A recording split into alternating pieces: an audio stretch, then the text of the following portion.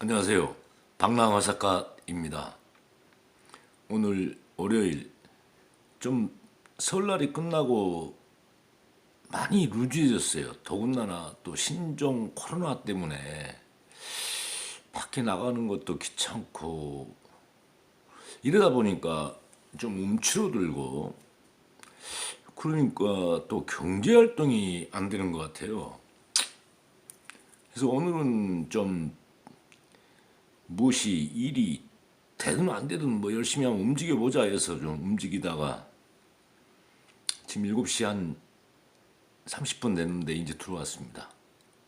저야 뭐 구독자 한 130명 정도 한번 이렇게 영상 올렸을 때 조회수 한 뭐 100회 또 많으면 200회 저번에 한 번은 한 3천 정도의 조회수가 한번 올랐어요.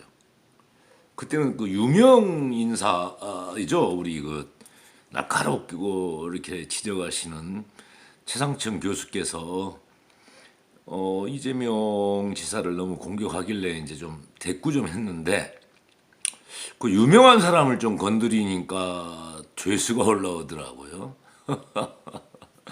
어찌됐건 제가 뭐 전문 유튜버도 아니고 그냥 그래도 또 저에게는 저를 구독해 주시는 또 130명의 저의 또 구독자가 계시고 또 100명, 200명 이 분들이라도 이렇게 보아주기 때문에 또 이렇게 저를 애독해 주시는 분들을 위해서 뭔가 좀 방송을 하고 싶어요. 저는 원래 전문 분야는 경제 쪽입니다. 근데 경제라는 것은 얘기하기도 참 그 형체가 잘 없고요. 또 얘기 내용도 좀 딱딱하고 재미가 없어요.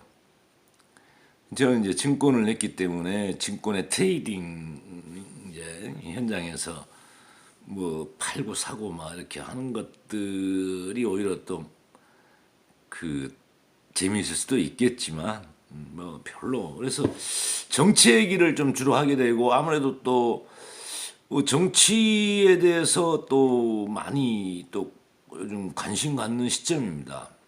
제가 최근에 이제 좌를 지지한다, 우를 지지한다 이런 게 아니고 그냥 진실, 정의 뭐 이런 것들에 대해서 조금 알고 싶더라고요.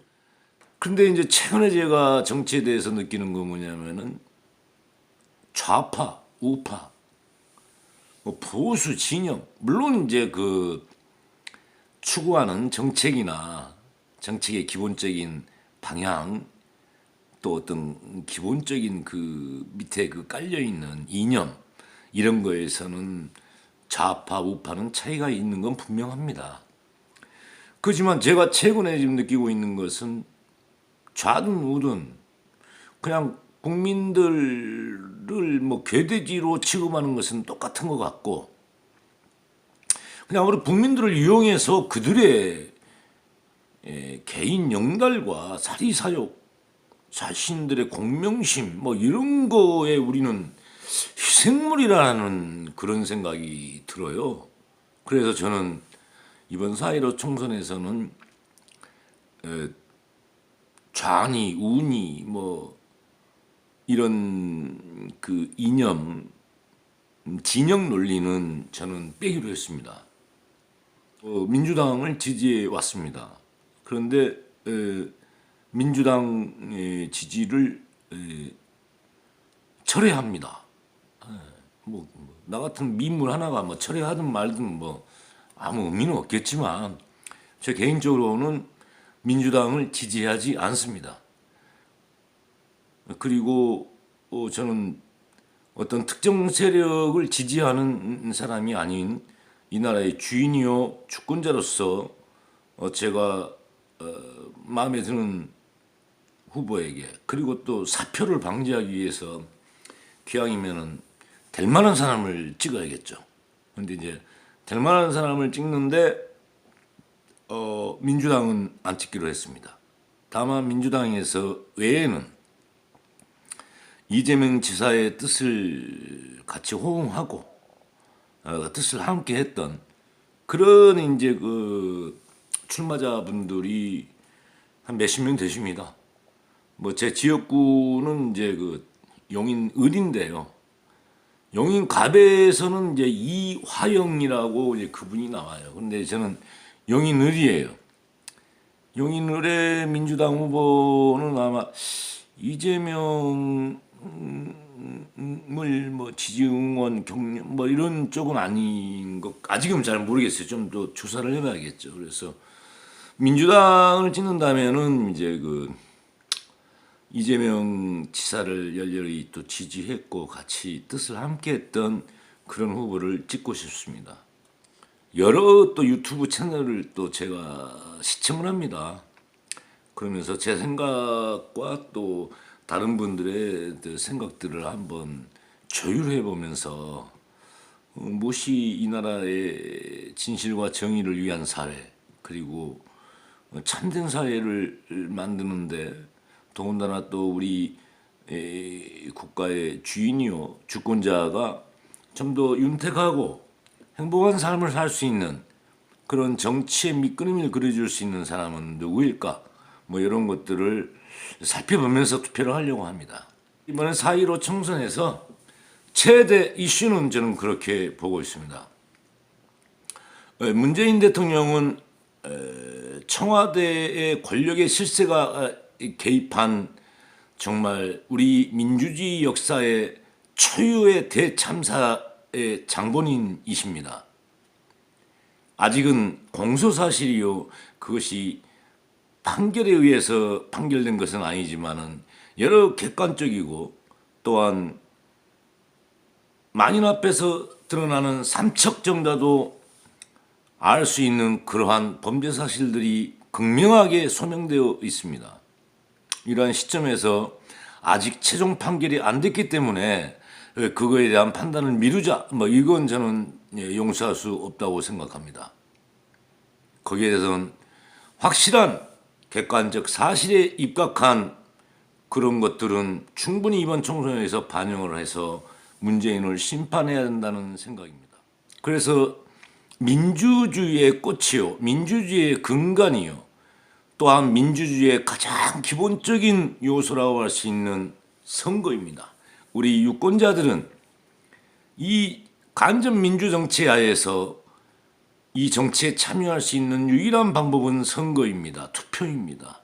그 투표를 이런 식으로 관권을 이용해서 이렇게 뒤흔들고 더군다나 드루킹에 의한 그런 킹크랩에 의한 그런 불법 여론조작, 댓글조작에 대한 의혹도 아직 재판 진행 중입니다만은 이런 상태에서 지방선거에까지 이런 어떤 있을 수 없는 검은 악마의 손을 이렇게 냈다는 점에서는 저는 반드시 이번 선거에서 심판을 해야 된다고. 만하나 이번에 4.15 선거에서 민주당이 아이고 뭐 자기 30년 지기 물산시장 하나 시키려고 조금 했던 거 가지고 뭐 그렇게 탄핵까지 가고 뭘 그렇게 할 필요 뭐 있느냐 하면서 국민들이 어느 정도 관용을 베풀고 용서한다는 분위기로 간다면 민주당은 뭐 자기들이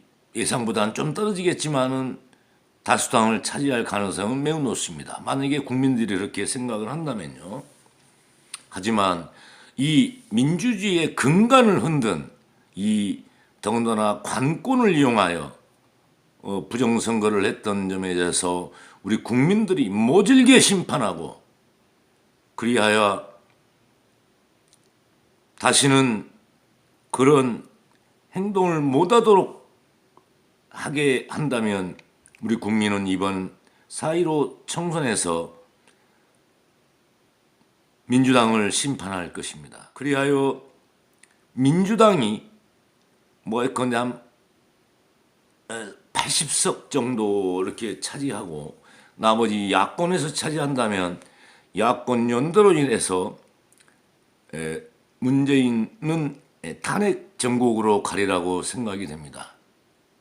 박근혜를 탄핵으로 내보내고 또 우리 국민이 우리가 뽑았던 대통령을 또 탄핵한다는 것은 가슴이 찢어질 정도로 아픈 2, 300년 전에 있었던 프랑스 혁명에서도 그 많은